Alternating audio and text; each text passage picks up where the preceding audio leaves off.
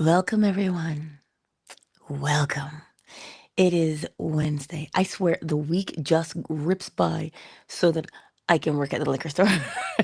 I swear, like it's crazy. It just barrels towards Wednesday and Thursday, and I'm like, what is happening? Anyway, I was at work yesterday and I didn't turn the radio on because my coworker wasn't at work. And so I didn't turn the radio on. I love it when the radio is not on because the music I, like I said to her, when you turn the music on, I just want to sing and dance. Like really and truly. That's what I want to do because that station plays all the stuff I love, right? And I just want to sing and dance. And I'm like, how am I going to focus? But she can't focus without the radio being on. It gives her something to latch on to. And I'm like, I feel overwhelmed with the noise. Anyway, all is well. Um, it's just one of those things. We're all different. And it puts us in tune with having to, what's the word I want to say? Recognize ourselves. So today we're talking about habits again, because I think that people take those for granted. We think that, it just takes a long time. And it's funny because now everywhere I turn, I see these apps talking about do it for 15 minutes a day and you're going to start a habit. And I'm sitting here and I'm thinking to myself, you get to decide the habit. You really do. Because the habit is part of our makeup, right? Like that is our design. You have to look at what we were designed to do. And a lot of people don't know that, but we're going to just kind of poke at it a little bit today. We were designed to serve. Oh, indeed, we were. To take orders, to be smart enough to do them, but not to question them. But something funny happens when we become aware of our own existence. You begin to ask, who am I? What am I doing here? What is my purpose? So long as you've been given the gift of speech and the ability to think, that is what you'll do. But at the end of the day, everything is aware of itself. Everything is aware of itself. It just is. Because there is only awareness. You understand? There's only awareness. And so, because there's only awareness, because there's only consciousness, that seems to be confusing for a lot of people. But I gave you the example yesterday. Do you know the difference between conscious and unconscious? When someone is unconscious, you call 911 because it means they're no longer aware of themselves or where they are at or even what they're doing or what's being done to them. That is consciousness, which equals aware. Okay? That's as simple as it is. So we are always aware of ourselves. To what degree, though? If you were aware, you would know that we are comprised of habits. Like dogs, they bark. Cats, they meow. That's just what they do. Or they hiss. These cats. Plants have a habitual way of growing to tell you what they are. So habits tell you what you are. Just like if somebody's watching you, habits will tell them what you are. So a habit is neither friend nor foe. It is just a behavior that we pick up and we do. What causes us to pick up that behavior and do it? Your mood. And I know lots will say, well, that's not true. I know my mood. We all know that we go through moods. This is why some of our favorite songs exist, you know. You think about why a songwriter writes. A songwriter writes because they have an experience or they observe an experience. So it is humanity and living that draws forth the song. The habit of living draws forth the song. It just does. Something moves you that you have either experienced or that you have vicariously experienced. And you write the song. Living does that to us. So our habits, good, bad, or indifferent, you don't judge the habit. You observe it. Why? When you judge the habit and you look at it and you feel, whether you feel excited or you feel like beat down by the habit, the way you feel is the way you act. This is not rocket science. This is everyday living. That's why I tell it to you in everyday dialogue so that when you look at your life, you can say, oh, wait, that's what I'm doing. But I don't want to do that anymore. It's not good enough to say, I don't want to. You must define what you're going to do instead. Because, you know, people say the universe doesn't like voids, it doesn't like holes. Do you understand what that means? Every cause has its effect, and every effect has its cause.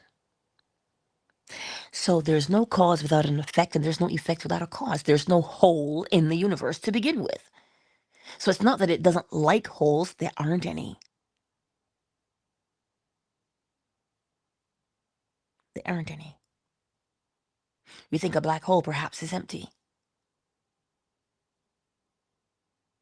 You think it's just this thing. But if you really sit and think about it through the lens of the principles, you would understand the black hole.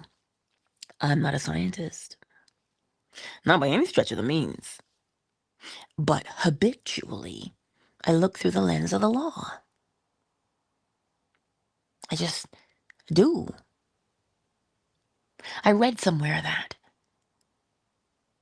when you get bored with manifestation, that's when you will see things begin to happen. And it kind of ruffled my feathers because boredom does not bring about peace. Look at the nature of boredom. You see, each thing has its habitual way of showing you itself so you can recognize what it is. Sometimes we call them red flags or green flags. They're habits. A person will do something.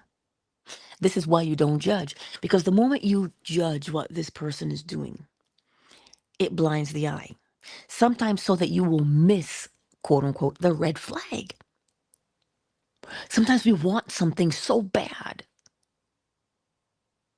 We miss because we've blinded ourselves with desperation.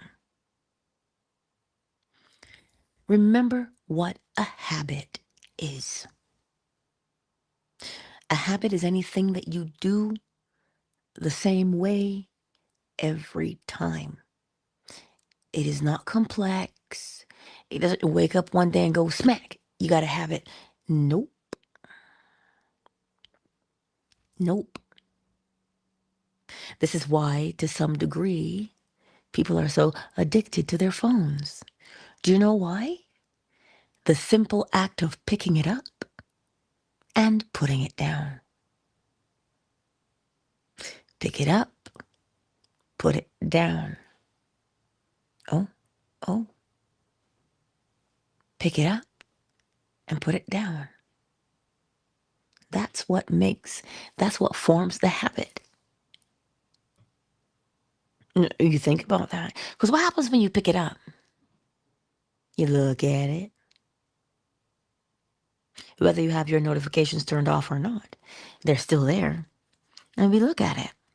And when something catches your eye, you go there. You see how they all work together? The picking it up and the looking at it and the putting it down. Pick it up, look at it, put it down. Pick it up, look at it, put it down.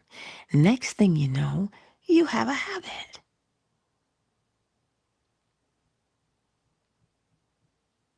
Over and over and over, you just do the same thing every time. And then what happens is the minute you judge it, you say, oh, look, you got an addiction. But when you hear that word, addiction, what's it make you feel like? I'll tell you, Robert Palmer, you might as well face it, you're addicted to love. The lights are on. I love Robert Palmer. That was one of my favorite songs as a kid. Why? Because it was fascinating that all the women looked the same with the hair and everything. Have it, right? So when we say you're addicted, there's a level of guilt that comes along with that word. And there's also some shame. Depending on what you are addicted to, the level of shame increases. So much so that people hide what they are quote unquote addicted to and become enslaved to it. And here's the thing, not one of us is above it. So when you hear Paul in the scripture tell you that all have fallen short, it's just a matter of everybody does the same thing the same way every time. We all have habits. And this is why, especially why, that you don't judge them by calling them AKA addictions. Why? Because of the guilt and the shame that goes along with addiction. Because when you hear, oh my God, you're addicted, when you hear that, it is overwhelming and it feels like nothing you do will make it stop. Or if you do make it stop, it'll always come back and haunt you. That's because there's not proper understanding of what a habit is. So today, whatever your habit is, whether it may be a behavior, a way of speaking, what you eat, what you drink, any other substance, it is only a habit. And the intensity of that habit has to do with your level of intensity of the mood that you occupy. Habits are not impossible to rise above, but it is our thought about the habit, the way we feel about the habit. That is what causes us to remain or to change. Oh, Angela, you make it sound so easy. Because it is. Because it is. Which would you prefer? Telling yourself that, oh my God, this is so hard. Or, you know what? It's just a habit. And all I gotta do is find another thing that I would prefer to be doing.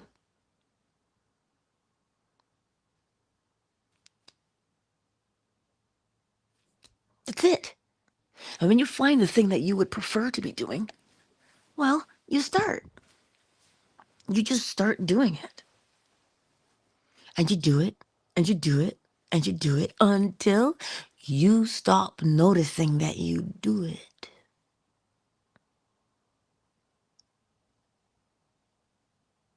Right?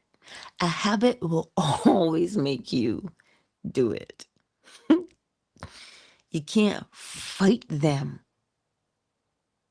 because it's like we get to minus 45 degrees Celsius in the winter, sometimes a little bit lower than that. And you're going to see people outside smoking. And you're looking at this logically. And you're saying to yourself, what kind of crazy person do you have to be outside in minus 45 degrees Celsius to smoke? But that doesn't make any sense. They don't make sense. They repeat themselves. This is why one does not use the logic when dealing with a habit.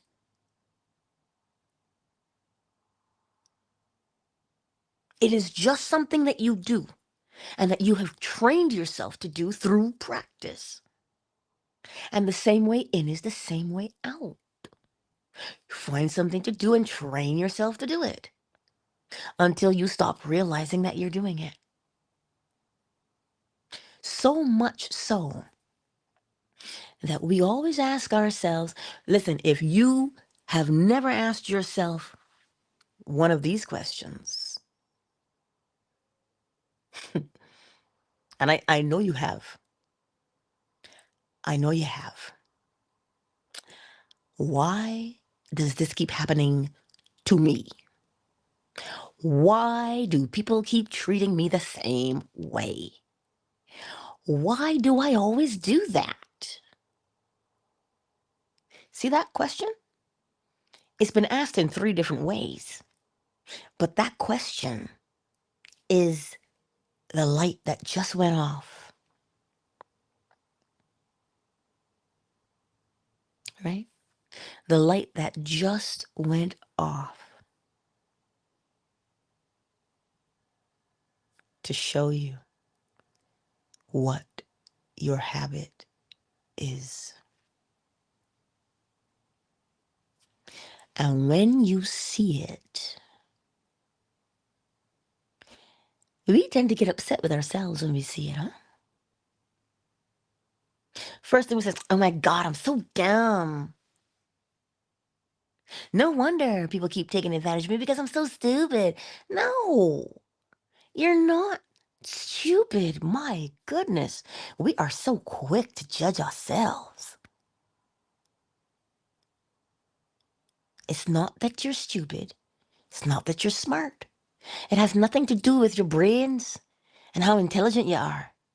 All it has to do with what have you been practicing? Now, when you identify what you have been practicing, being the doormat because you got to be liked, it will show you what the underlying mood is.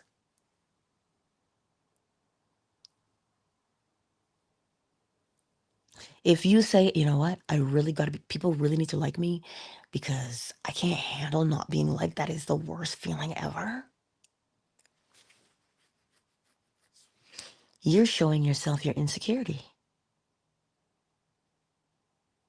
So you've spent all that time being insecure. So do you want to continue being insecure? And you say, well, no, I would like some security, please. Security in what? Security with myself. You just want to be secure with what you are. How does one become secure? Well, how does a person who is secure, how do they behave? Well, it looks like they're confident. It looks like they can walk into a room and make eye contact with anybody and whether you like them or not, they're okay with that. They listen. They observe. They aren't judging you because they understand human nature. There's varying degrees of security. So when you recognize that you are insecure, you will see why you've always behaved in that fashion. Because the insecurity on the inside has to show itself in the behavior on the outside. The principle of correspondence as within, so without.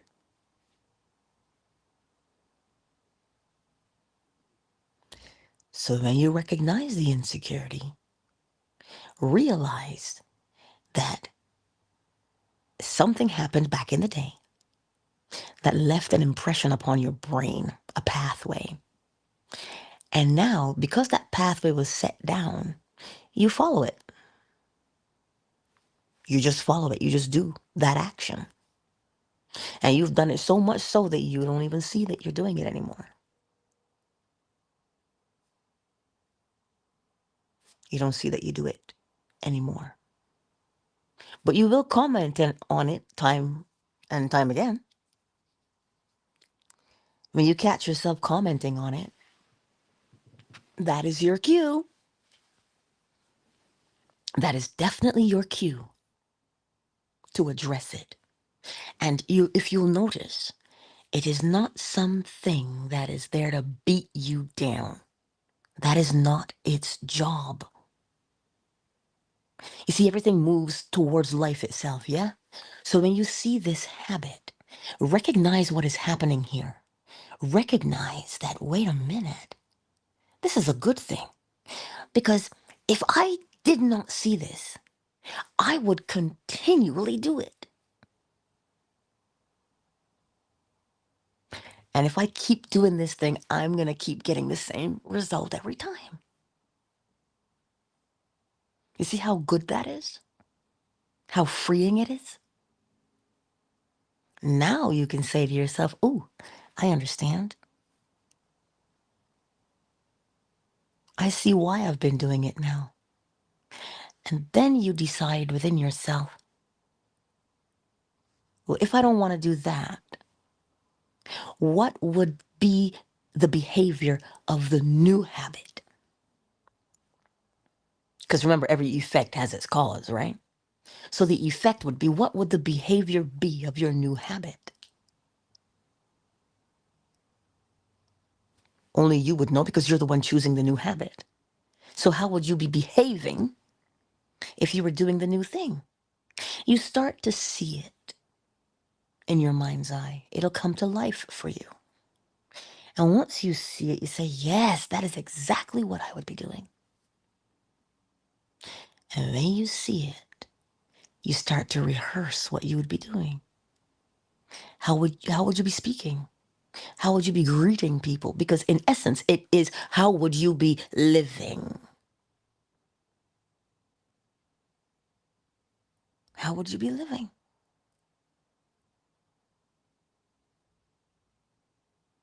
Now, I saw this video of a little girl.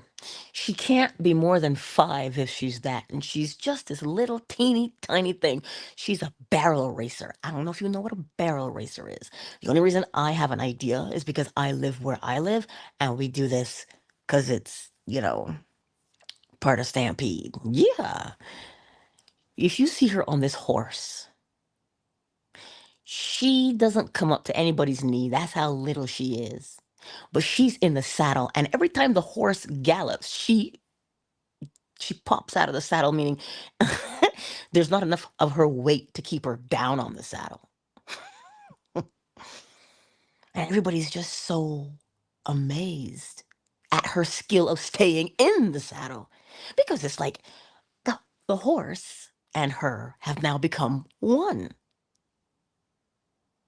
What nobody sees, though,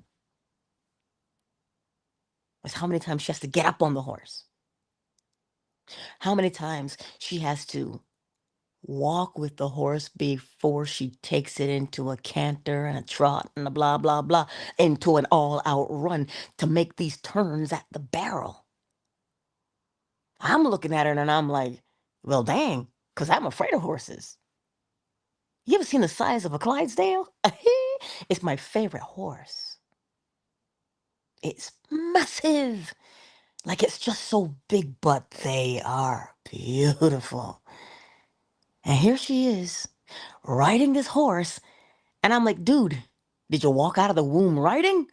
It sure as heck looks that way. So then you ask the question, well, how long has she been riding? She's not been alive that long. So this is going to tell you how much time she practices.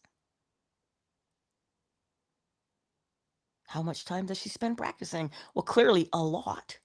Same for the other young man. And now, I don't know if you know what dressage is, but dressage is making your horse do fancy things and dancing and bowing and stuff. If you've never seen it,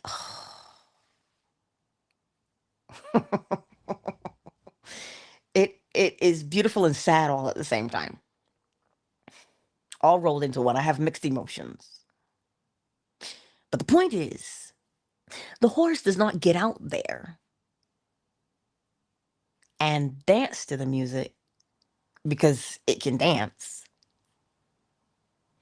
Horse and rider train together. Rider saw in its mind what it wanted to do. And so it trains the horse. Because now the horse has become an extension of the rider. Just like your body is an extension of who you are. Right? Without the body, you can't see what's going on inside. So the body is there to show you. It is the evidence.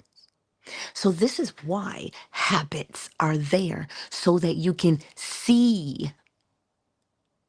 Because we must. Because we are creatures of form. We're not formless, shapeless in the third dimension.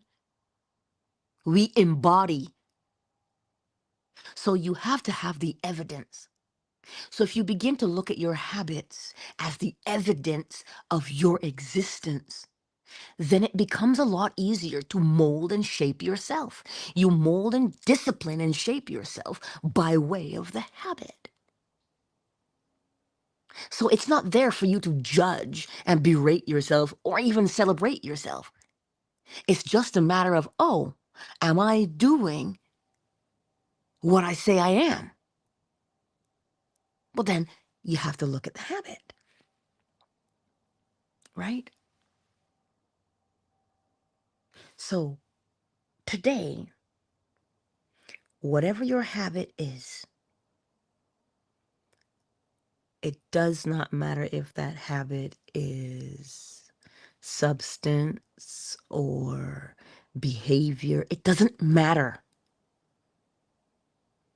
Because the substance, the degree, the potency of the substance will show you the degree of your mood. I'm going to say that to you again.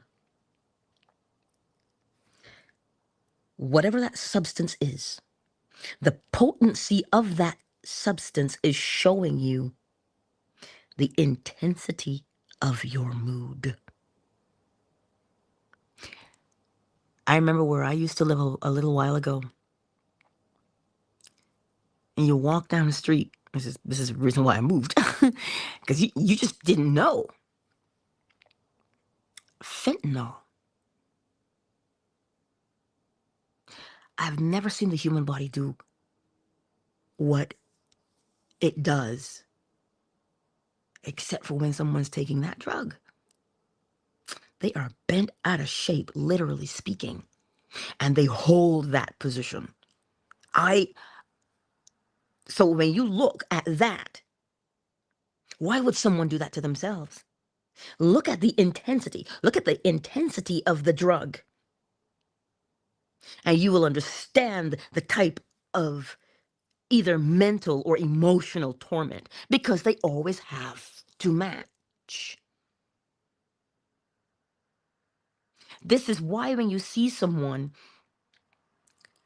who is addicted to a substance, meaning they do it all the time, it's a habit. I use the word addicted because it's part of our vernacular. So you understand what I'm saying. When you see what they are addicted to, you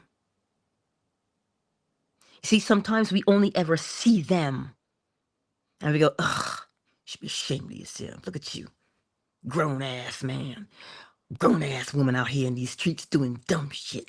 We judge them. without understanding that there's something underneath. You are only seeing the surface, but there's something underneath.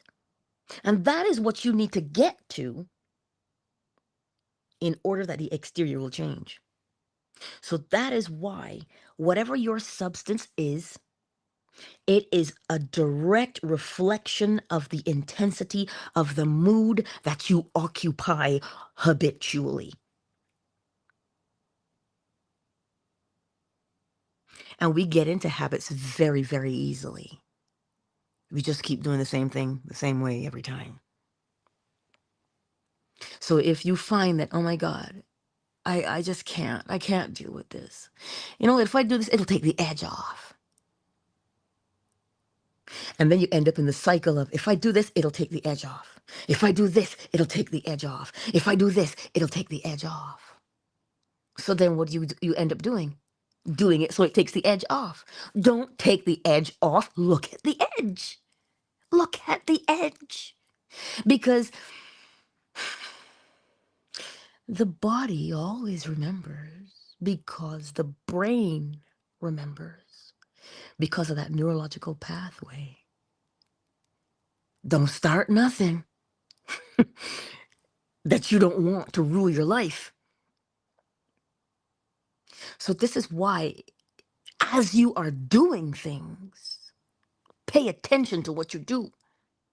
If you find that you say, oh, I got to smoke a little bit of this, you know, just so I can ease through the day.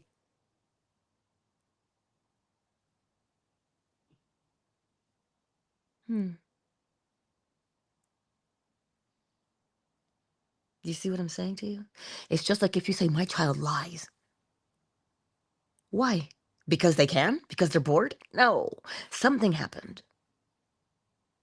where they felt afraid of punishment, of retribution. And in order to avoid the fear of retribution, in order to avoid the punishment, naturally, they lie because they don't want to be punished. But we punish them for lying without examining why they would feel the need. And then as they grow up, because that fear has not been addressed, they lie.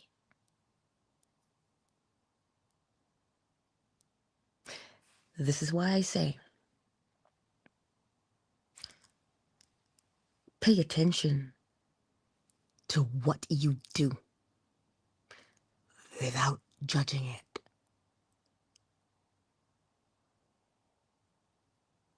And when you catch yourself and you want to start judging yourself, remind yourself, wait, no. See, if I judge this situation, I'm going to feel bad about myself because judgment will ensue with the guilt and the shame. So if I start judging, I'm going to make things worse. What is this habit showing me about myself? It's showing you your behavior. And when you see your behavior, then you understand why people treat you the way they do. So habits are not your enemy, and they are not your friend. Habits are tools that streamline us to make us efficient. That's why if the habit is good, bad, or indifferent is irrelevant. The outcome of a habit is efficiency. Good, bad, or indifferent. The outcome of a habit is efficiency. So what do you want to do? What do you want to become efficient at? Well, then that's the question, is it not? What do you want to become efficient at? Well, then that is the thing to practice, which is a habit. That's what it is. That simple question, what do I want to become efficient at? Because that is the outcome of habits. They give you efficiency. You see, my dad could hear an engine and he'll tell you what's wrong with it. You see, there's something called a timing belt. I don't know if it's in all the cars now because Or maybe that just goes with the combustion engine. But it is timed, meaning habitually it'll move in a particular fashion. So that when it does not do that, you say, it misses. But so it goes out of habit. It goes out of character. So in everything, there's a habit, a pattern. And the outcome of a habit is efficiency. Remember that. So whatever you want to be efficient at is what you practice. What you practice is a habit, and that is what forms discipline. Well, how else would they know that you were disciplined? Because you keep doing the same thing the same way every time. So then undisciplined would mean you don't have a pattern. It just means you don't have a thing that you do.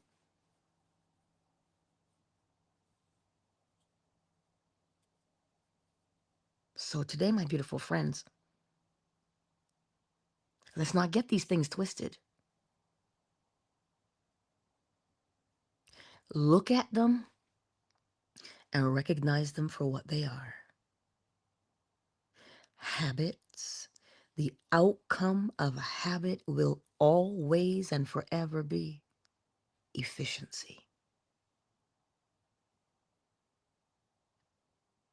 Look at the court reporter. She did not always start out, or he did not always start out, typing that quickly and that accurately. They trained and they practiced. One does not become organized overnight. It is practice that makes one organized. You practice organization because it is a skill. So I'm going to welcome everybody, and then I will close because I'm doing good today. I am way under an hour today. OMG.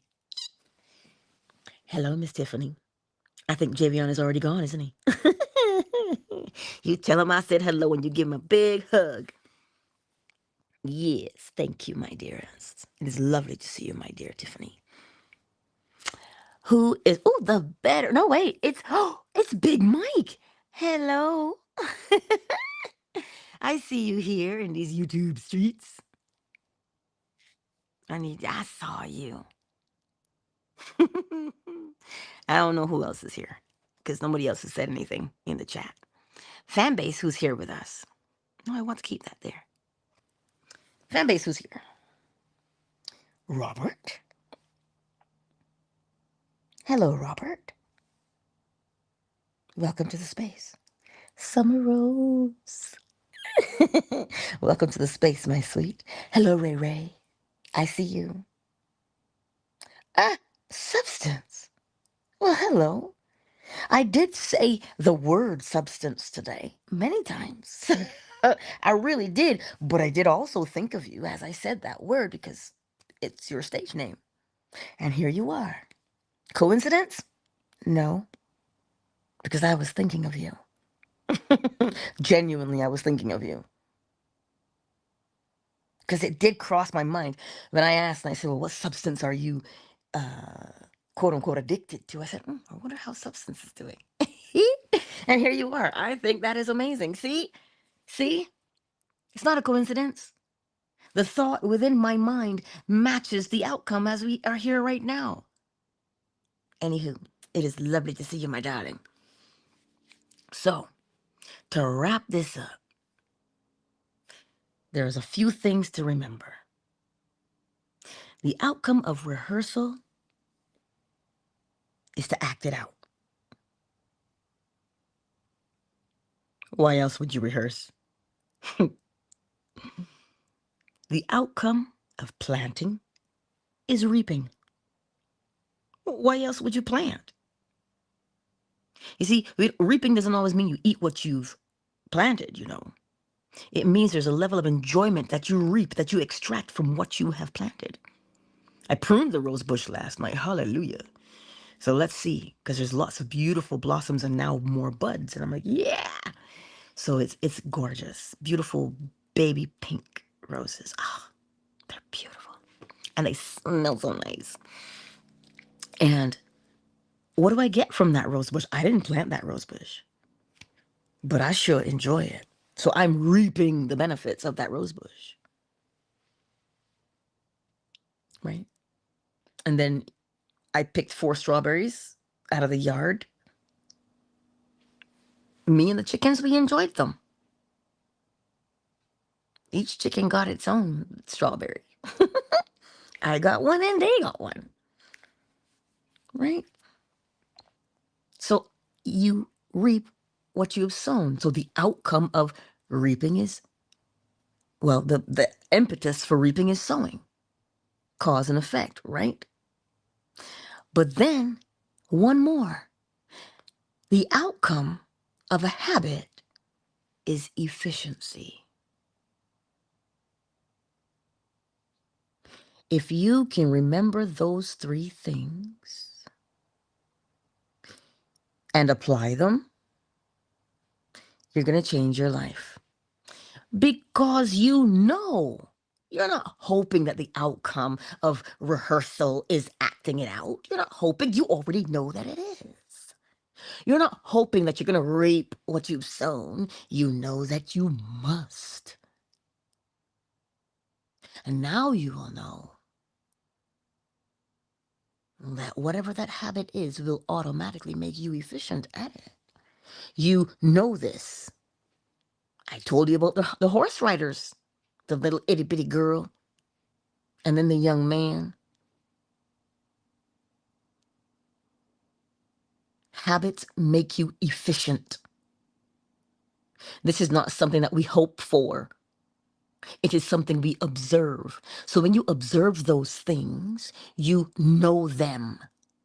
And when you know them and you look at your life and you say, girl, I'm going to start me a new habit. Why would you start a new habit? Because you want to become efficient at the thing you are now doing what with? Rehearsing. So there's never going to be a moment in your life where you are stuck in any undesirable situation. Everything moves, nothing stands still, so you can never be stuck.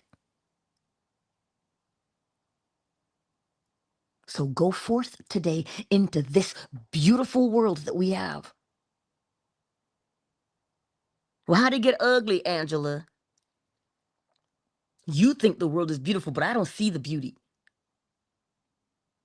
Well, when you start seeing the beauty within yourself, which is your character and how you treat people and how you love, then you'll see it in the world. Because the principle of correspondence tells us, as within, so without.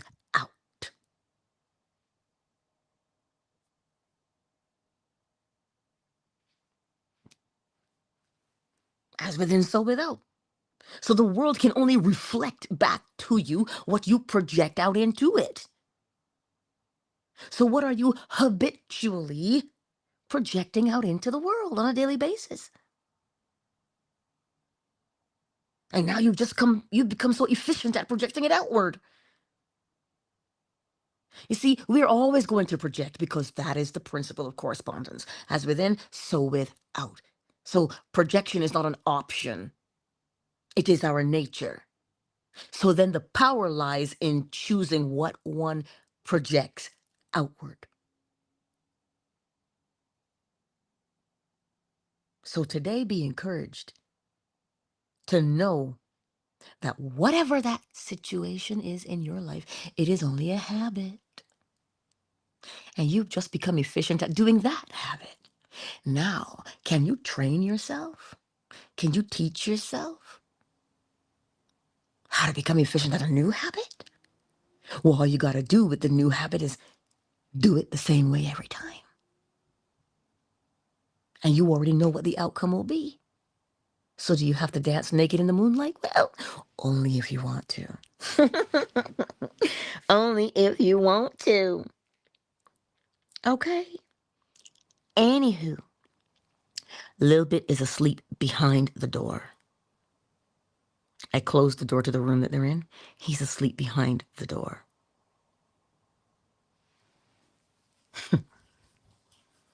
I left him in the middle of the room, but he always makes his way to the end,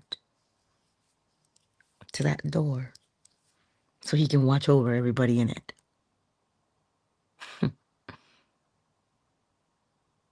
Wow, I'm amazed. Every day, he amazes me. But that's neither here nor there. Hey, Flo Smiles. So, pardon me. I love you lots. And you know I look forward to seeing you tomorrow. We'll be on TikTok tomorrow. Because TikTok said to me I got 2 hours before I can reapply. So I'll reapply in the morning. I don't know what the problem is. I don't know. But anywho, the outcome of a habit is efficiency. I do love you. I do love you.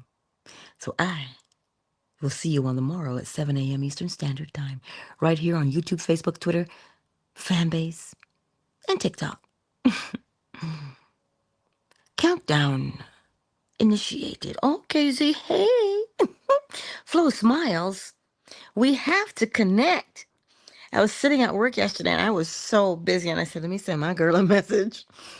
Because I know if I'm busy, I know that you're swamped.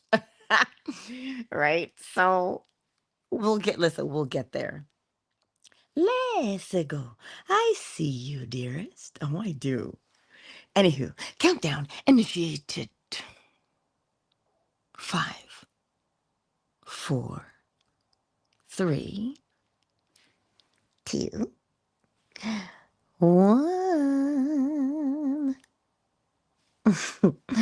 Peace out, everybody. Peace out. Peace out. Peace out. Twitter is closed.